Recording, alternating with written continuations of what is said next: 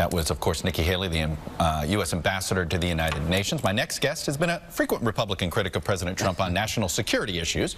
But this military action against Syria has his full support. Senator Lindsey Graham joins me now from Clemson, South Carolina. Senator, welcome back to the show, sir. Good morning.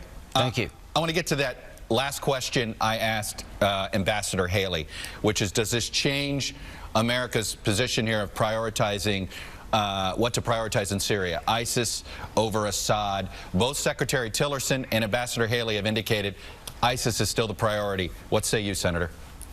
I think ISIS should be Germany and Assad should be Japan, like World War II analogies here. Accelerate the demise of ISIL. They're a direct threat to the homeland. Assad's not. But I've never been more encouraged by the Trump administration than I am today. Ambassador Haley just said on your program, you'll never end the war with Assad in power. So that means regime change is now the policy of the Trump administration. That's at least what I've heard. So you need more American troops to accelerate the demise of ISIL. We're relying too much on the Kurds. More American forces, 5,000 or 6,000, would attract more regional fighters to destroy ISIL. You need a safe haven quickly so people can regroup inside of Syria. Then you train the opposition to go after Assad. That's how he's taken out by his own people with our efforts. And you tell the Russians, if you continue to bomb the people we train, we'll shoot you down. Well, okay. Do you think President Trump is ready to take that advice? I mean, you're calling for troops to be sent in. Are you going to introduce a resolution in Congress that gives him that authority? He already has that authority. You got some good people on this program. I differ with him in this regard. I think the president has authorization to use force. Assad signed the chemical weapons treaty ban. There's an agreement with him not to use chemical weapons. What have we learned? That war criminals don't police each other very well. The Putin regime is a bunch of war criminals, and we expected them to police Assad. That didn't work out very well. So all these resolutions are limitations on using force, not authorizations to use force. So I don't intend to vote for anything that limits our ability to win the war against ISIL or replace Assad. So you think that Syria, a sovereign country that is not mentioned at all in the current war authorization, it is somehow you can send troops into that sovereign nation without having to have Congress grant the president more authority there? I think you're in the minority view on that. Don't you think, Senator? No, we already got troops on the ground. I don't see anybody saying cut off funding. If you don't like the 1,000 American troops that are helping to destroy ISIL, cut off funding.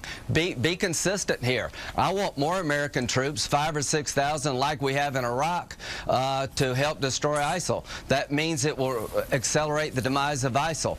I want to train opposition forces to take Assad down. He's a threat to the United States because he's a proxy of Iran. He used chemical weapons. He violated a treaty that he signed. I think it's up to us to enforce that treaty. We're on sound legal footing here, but our strategy is not yet developed. What comes next? I'm glad Trump did this.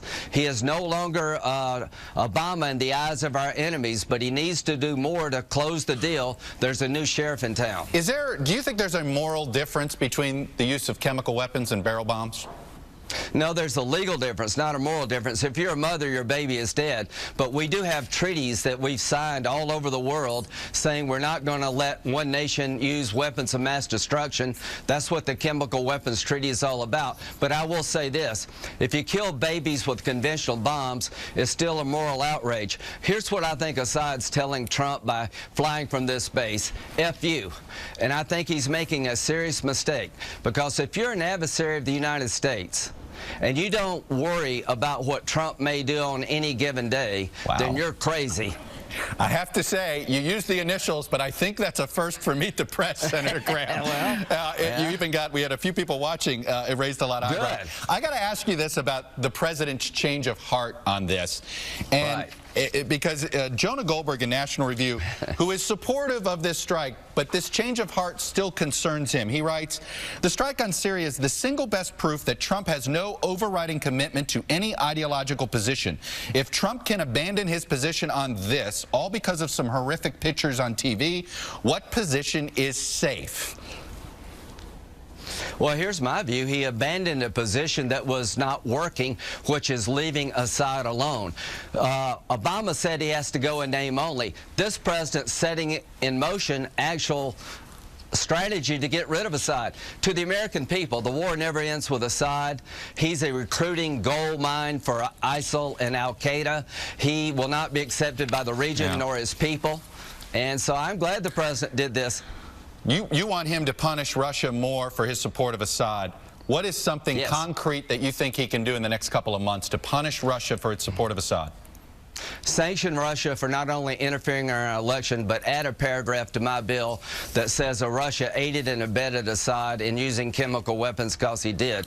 The Russian soldiers on the base where this attack occurred, the Russians intentionally, in my view, left chemical weapons in the hand of Assad, their proxy. So if I were President Trump, I would go after Russia through sanctions, not only for interfering in our elections, but aiding and abetting the use of chemical weapons by a war criminal, Assad. All right, a fired up Lindsey Graham this morning from Clemson, South Carolina. Senator, thanks for coming on and sharing your views, even if they were not necessarily PG rated this morning. Good morning. When we come back, two Senate Democrats, Tim Kaine of Virginia and Bernie Sanders of Vermont, with two very different views of what the United States should do in Syria and how they should do it. They're next.